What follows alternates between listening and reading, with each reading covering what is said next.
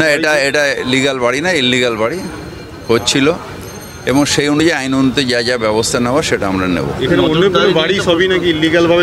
এটা বামফ্রন্ট আমল থেকে এখন খুব একটা হয় না, কিন্তু বামফ্রন্ট আমল থেকে এটা এখানকার বা আরও কিছু অঞ্চল আছে যেখানে এটা একটা রীতি হয়ে দাঁড়িয়েছে।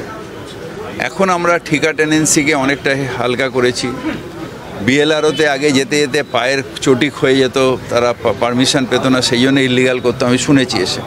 সেই জন্য বিএলআরও অফিসটাকেও নিয়ে গেছি কর্পোরেশনে, মানে অ্যাডেড এরিয়ার বিএলআর অফিসটাকে, ঠিকা টেনেন্সিটাকে একেবারে ইজি করে দিয়েছি। যাদের টাকা নেই তাদের মুখ্যমন্ত্রী ঘোষণা করেছেন বাংলার বাড়ি, সেটাও করছি। যেরকম চেতলায় টেতলায় সব G+3 গরিব মানুষের জন্য বাড়ি হচ্ছে, যেটা বাংলার বাড়ি বলছি। আমরা সব রকম চেষ্টা করি। তারপরে যদি কোন গলিতে কে ইলিগাল করছে এটা আমাদের পক্ষে জানাটা খুব মুশকিল।